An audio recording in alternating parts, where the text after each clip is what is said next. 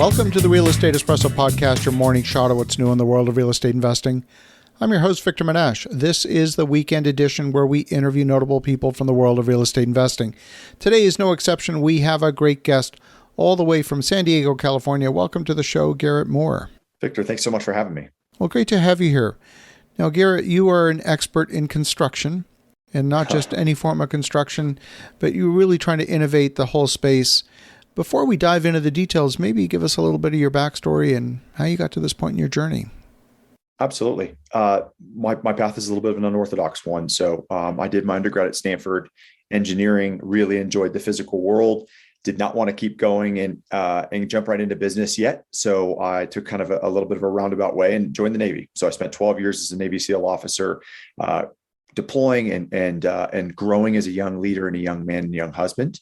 And it was a fantastic experience, but it wasn't until the back end of my career, I had 3 young kids, start to build my own house, that I ran headlong into the challenges of construction and really experiencing those at a personal level. There was a tipping point for me. I was deployed. I was in the Middle East trying to track down an electrician. Nobody was at the job site. My wife was frustrated and stressed. And I said, absolutely not. I'm going to get out of the military. I'm going to try and figure out how to solve this problem.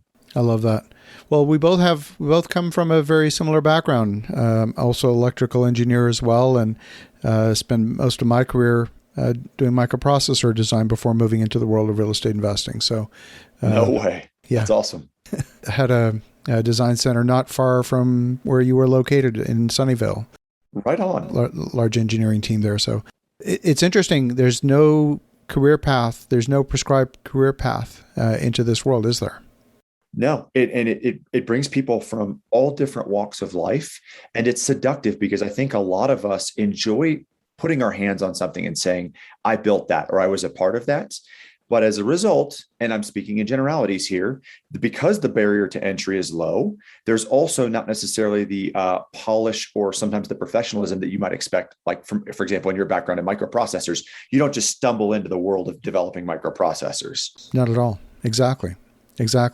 And it's an opportunity to do things at a high level where it's easy to, I'll say easy, it's easier to progress to the top of the industry. Yeah. So fast forward to today, you struggle a little bit building your own home. And, I've talked with a lot of folks in the world that are trying to automate the house building process, trying to mechanize it, trying to improve it, make it more efficient. And I often encounter solutions that almost work, which means, as you know, when things almost work, they don't really. Yes. Right? Where are the stumbling blocks and where are the opportunities from your perspective?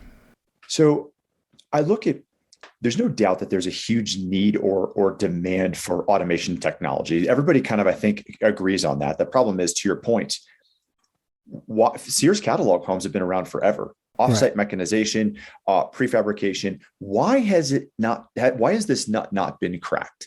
And our general thesis as a business is that it has to do a little bit more with the American home buyer and the American psyche. And I use North American, Canada, and the United States. If we were all comfortable living in the exact same design, I think we would have solved this already. Or if we were all comfortable with the exact same box. The challenge is there's an inner cowboy in most Americans that says, I want this house to match my neighborhood, my zip code, my whatever. Additionally, we also have a tremendous variance in building codes by city, by state. There's no unification there. So separate topic for innovation, but that's public policy and that's beyond my scope. With that backstop, we believe that the reason it has not reached maturity is because that complexity has not been digested down into the standard zeros and ones that a manufacturing plant might need. So our core innovation as a business, and where our patents and IP center around, is building a software that can take complex and digest it down to standard. Because if you can get to standardized, then you can now unlock all the benefits that we know of in manufacturing, whether it's a computer, a phone, a car. It's just there's so much variance in construction. That is what gags the manufacturing machine. Absolutely.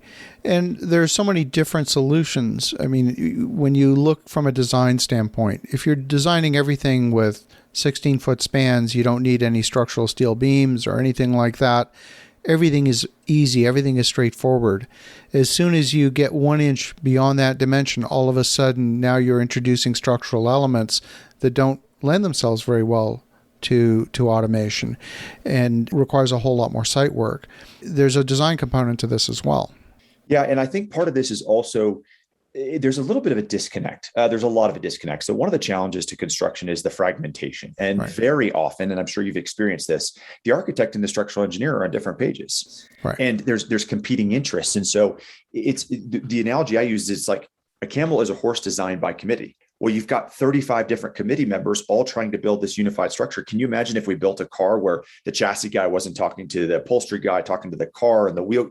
It would be a disaster. So essentially, we're dumping 10,000 parts in a driveway and saying, build the automobile. Right. And so a lot of that communication is one of the things that we work on by creating a digital single source of truth. It creates one file that allows everybody to be on the same page. And most of the time in construction, an architect will digitize it, flatten it to PDF, give it to structural engineer. Structural engineer will re-digitize it in his own software, flatten it back down to PDF. And then all of a sudden you've got a carpenter, electrician, a plumber trying to read a piece of paper in the field.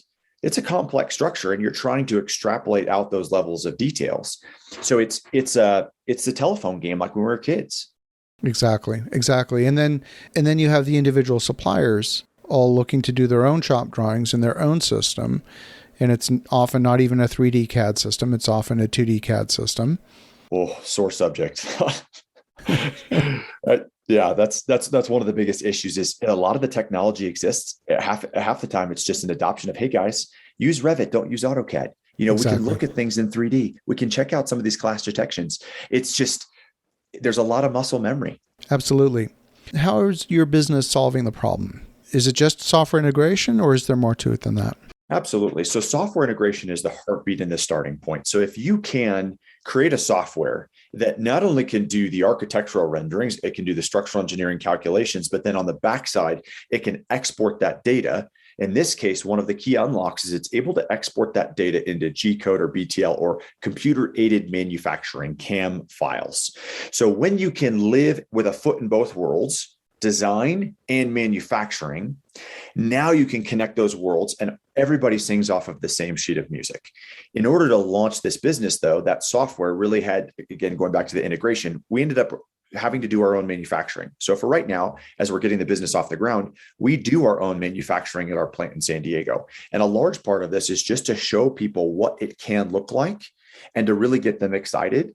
Not that we necessarily need to manufacture at scale. We're a technology business, but we have to provide essentially an end-to-end solution to get people over the hump. So is part of that end-to-end solution translating that manufacturing information, let's say, onto a 3D laser that will project the image onto a bed where your factory floor workers can actually start to assemble these panels?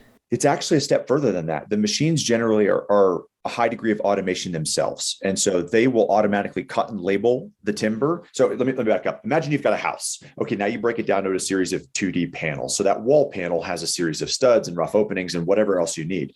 And then as you start to break it down into components and then subcomponents, all of those are then nested. So as the machines cut and process, it's all working off of one file. But as you go down the assembly line, what started as a stud turns into a double stud, turns into a rough opening, turns into a wall, turns into a house.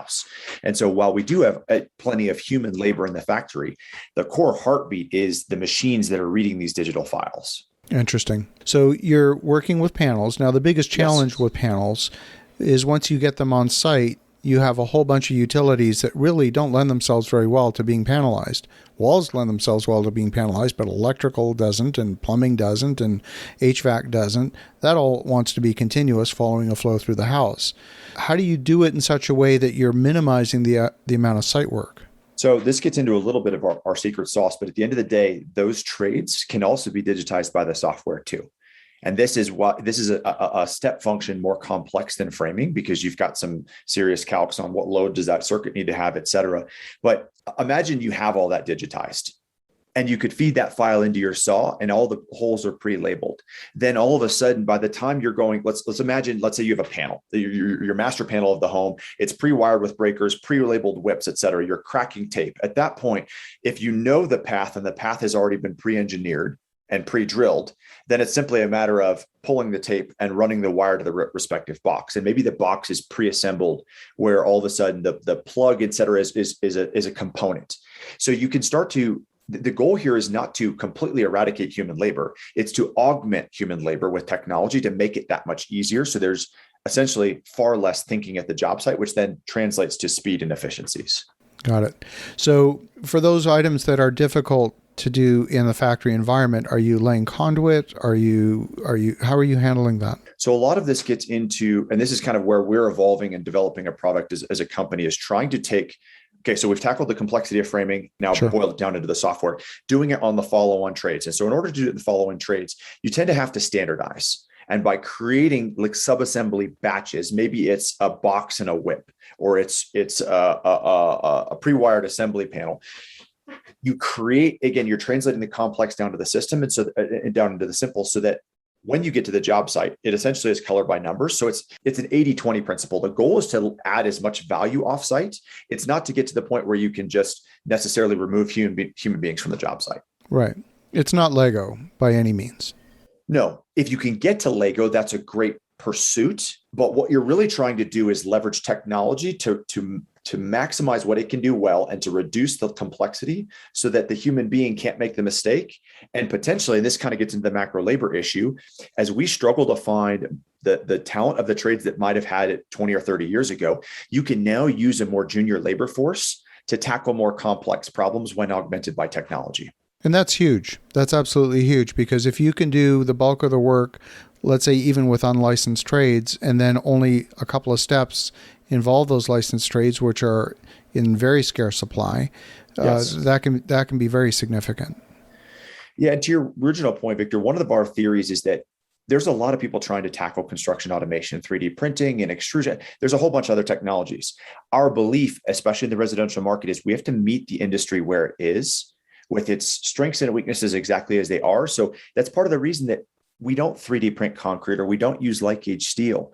It's largely wherever the industry is, I want to improve it. But for right now, I've got to make a product that can blend in as seamlessly as possible, because there is a significant amount of social inertia in construction that resists change, resists new things, partially because they've been burned by that siren song before. Hey guys, it's easy. Let me show you how it's done. Let me just fix this for you. And it's like, well, like to your point, it almost works. Right. Exactly. Well, Garrett, this is very interesting. If folks want to connect, if they want to learn more, what's the best way?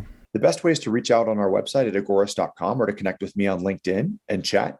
We say that there's a joke around the office. It takes a village to raise a startup. This is a really complex, fragmented problem where we need a lot of different folks. It's not a winner take all market. The market is massive. I hope a lot of different technologies and approaches win. We just have one that we hope can reach maturity, and we're looking for people that are excited about it.